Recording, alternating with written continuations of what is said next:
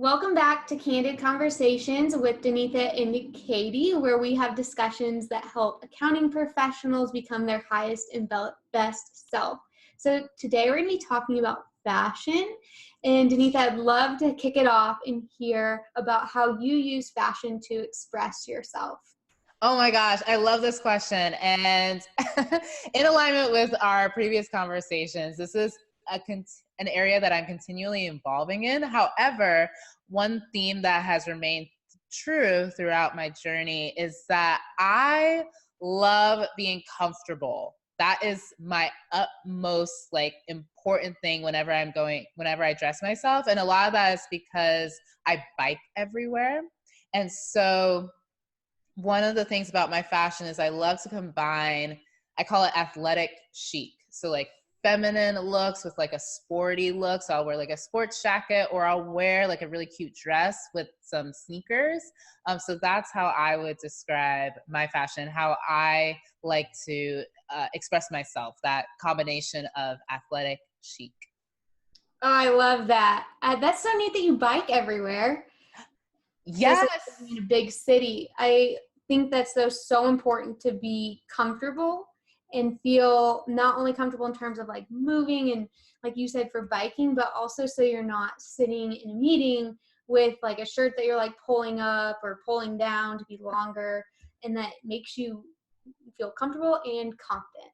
Yes, it's so important. And I mean, for me, like, I love the look of heels. I also cannot wear those for long periods of time. So I've just given myself permission to carry my heels in a bag sometimes and wear my sneakers to an event and then change during the event, but always keeping that athletic chic vibe going. What about you? So that's my favorite. Well, my journey with fashion, I feel like I've always been someone that likes to pick out my own clothes. For example, I remember my kindergarten school picture.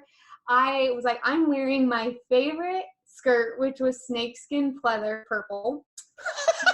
Blue high heel boots, which again, you couldn't even see the skirt or the boots in the picture, but I thought it looked great.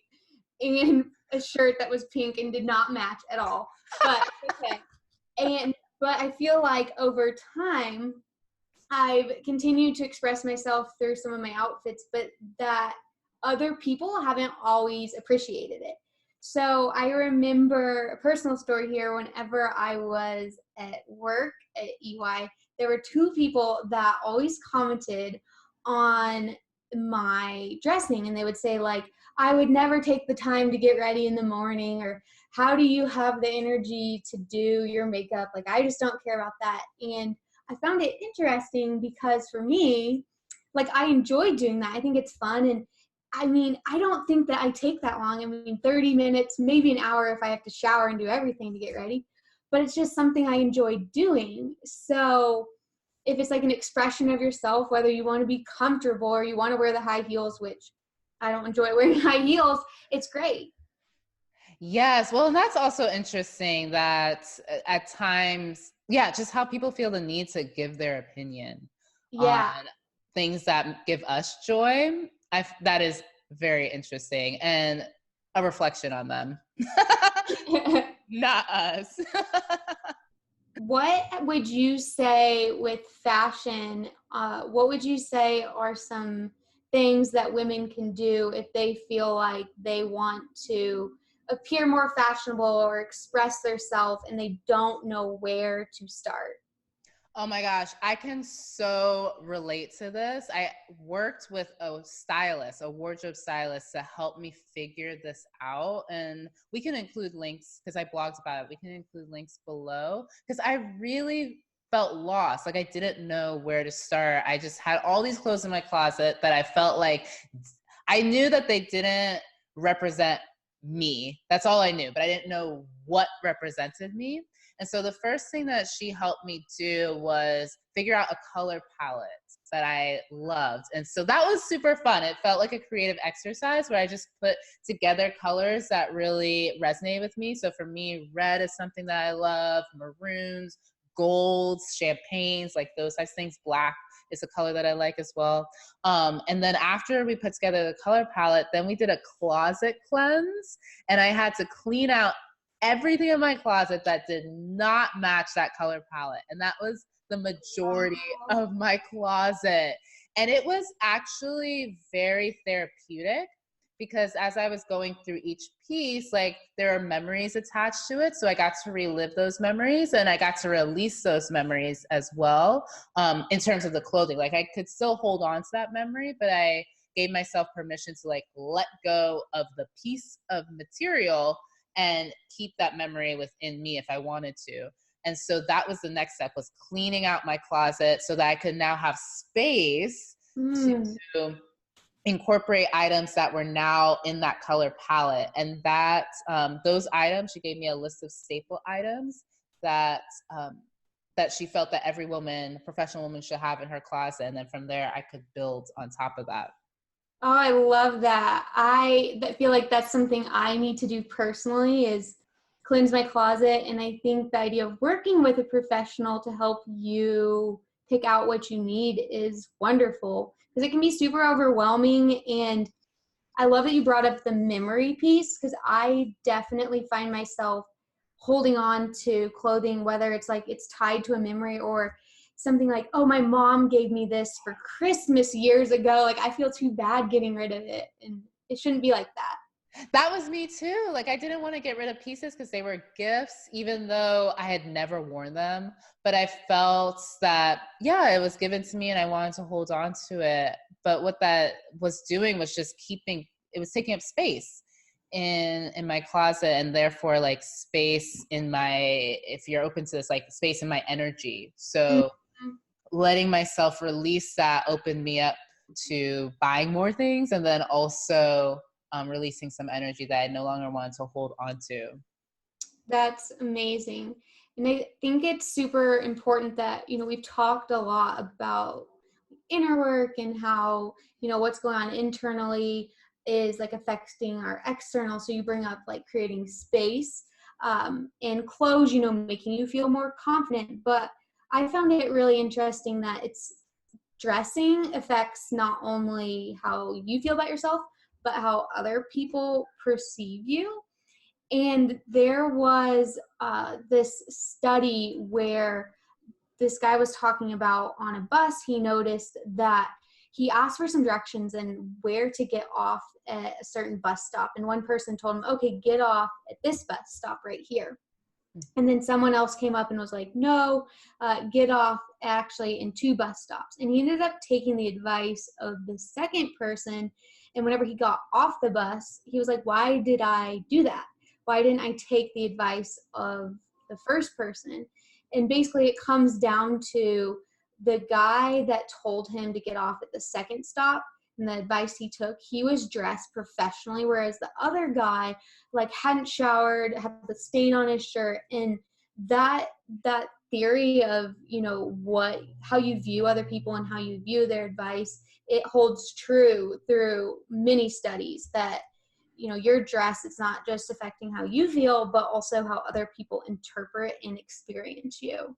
Oh my gosh, that is so true. And it's interesting, like, as accountants or financial professionals, I've had to learn that, yes, it's important to stay true to myself and also understand the culture of the other person as well. And that culture can be as simple as they work in the tech industry. So me wearing a blazer to a meeting at a tech company is not necessarily going to be received as well as it would be if I went to a financial services firm, because they have a more laid back culture. And so instead of wearing a blazer, I've learned, because I do like blazers, I've learned that for tech companies or certain communities, I'll wear a leather jacket instead, or something that's a little bit more chic and down to earth.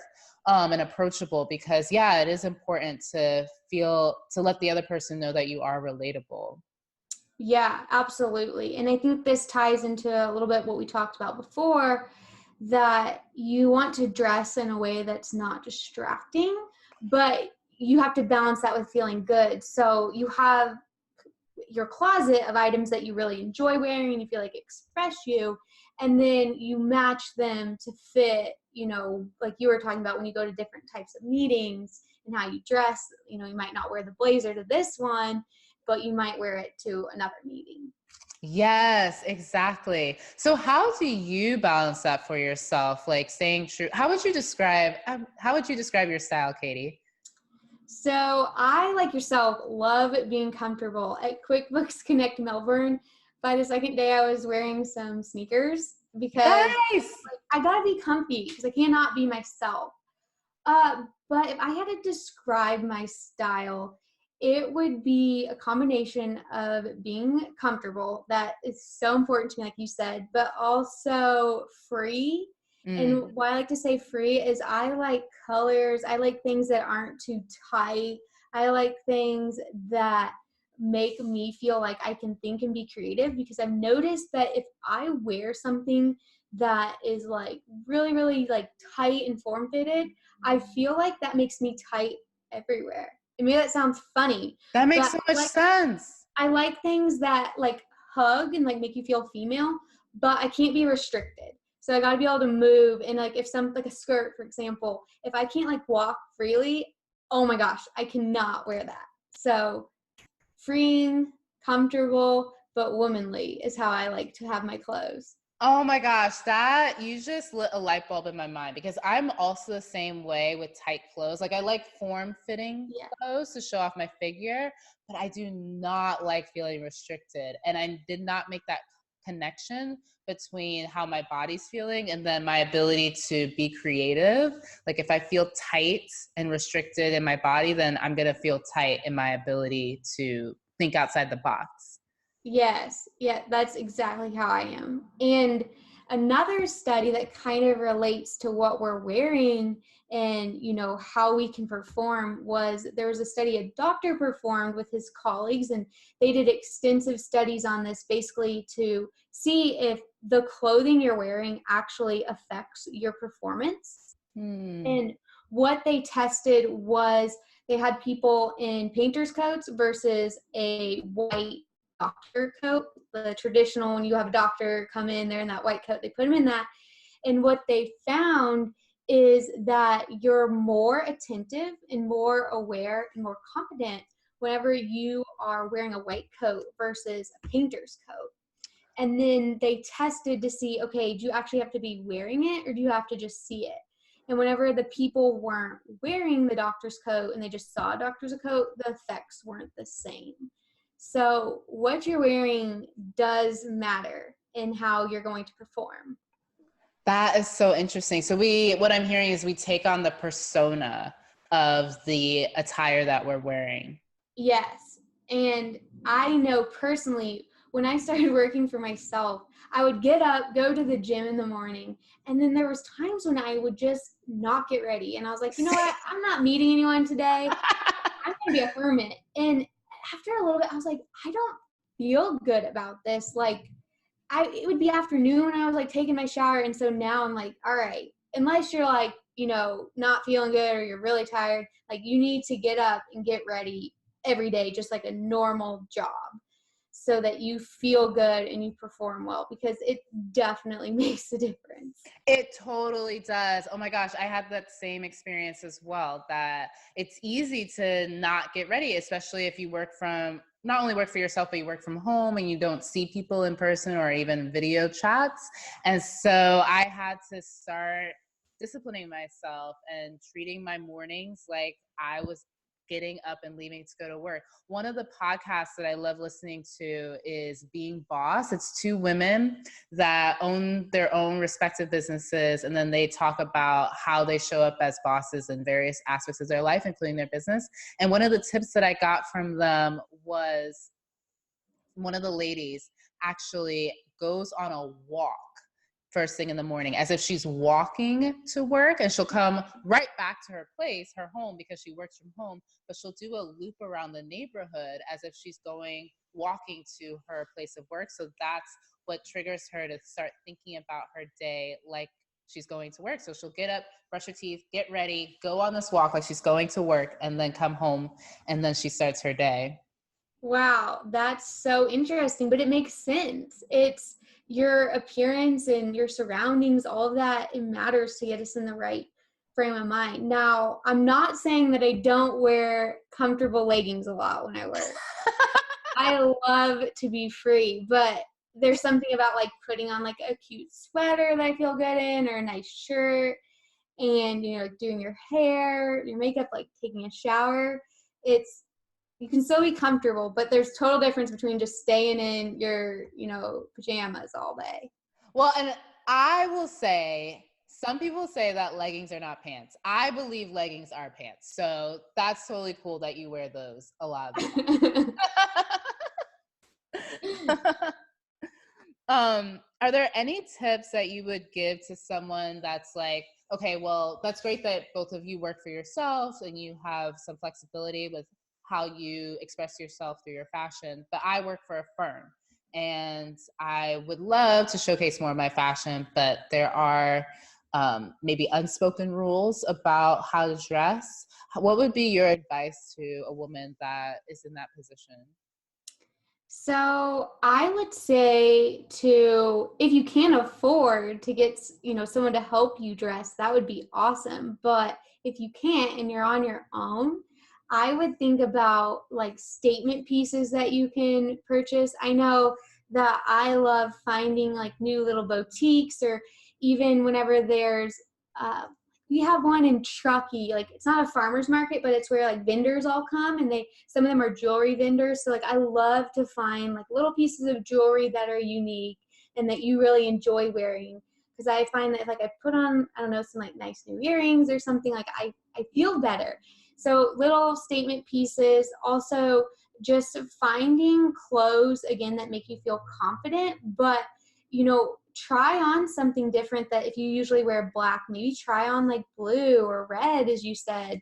So like look to try on different colors. And then I would also say that, find different shoes. So if you're someone that does like heels, there's so many different heels.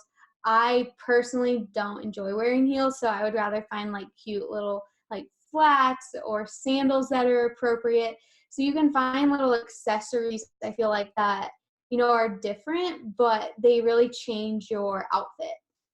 I love that so much because what I'm hearing is like there are little things that you can do to make each outfit different. You don't have to have a complete new outfit for every day out of the week. You can switch little things out to spice it up or to shift the mood about the outfit. Yeah, and I love that you talked about you don't need an outfit for every day. I think finding like some staple pieces that you love is important. So like having that leather jacket that you love Yes. or this like black undershirt that goes under like a variety of sweaters that looks good, or you have like this like tan sweater that you love and you can dress it up with jeans or there's just like a variety of staple pieces I feel like that you can just mix and match with each other, and it's like you created 5 outfits with, two different kind of staples. Yes. One of the things that I've done is so I'm a huge fan of jumpsuits, and I have one black jumpsuit that it's black, so it goes with everything, right? And I have maybe like 5 or 6 different blazers. One's like Mm. a bright red, one's black and white checkers, all different colors. And so I'll wear that same jumpsuit lots of times, but I'll switch out the blazer. So it's a whole new outfit, and that's an easy thing to make, easy thing to do, and it wasn't that expensive. I mean, I got those blazers at Express on sale. Oh, awesome. So yeah, whatever your budget is, there's a way to liven up your closet without having to put in a ton of money or a ton of time even. Yeah, yeah, and I love talking about ways to budget because I don't think that you have to spend a lot of money. So some of my favorite tips in addition to staples is to buy in the opposite season. So Yeah. right now as we're coming out of summer, you can start thinking about what summer type outfits you want to add to your closet and go ahead and buy them now whenever they're on sale. And you can also, if you can't afford like higher end clothes, like Express is great. And if something, you're like, I love this, but I'm like between two sizes, a lot of times you can find a tailor that can make your clothes look like amazing and fit you great, and it's not that much money. So I would definitely suggest those two tips for, shopping on a budget. Yes, absolutely. And also realizing that sometimes another tip that I realized was that although a piece may be expensive, and expensive is relative. So whatever you feel is expensive, attach that number to it. And sometimes it can feel like it's expensive, but in the long run, it's a great investment, because I've purchased dresses that felt like, oh, this is really expensive, but I've had them for years and I still love the look. I still love the style, and they are well made. Usually, it's a woman business owner that I'll purchase from, so a small business. So I feel good about that. And so sometimes those staple items that you purchase, you can splurge on those items because they'll last much longer if you invest in something that is well made. And yeah, that's a great Totally. tip. Yeah, I completely agree with that. And making sure that what you're buying you actually like. Yes. I know that I used to buy some things sometimes. I'd be like, oh, this is on a great sale.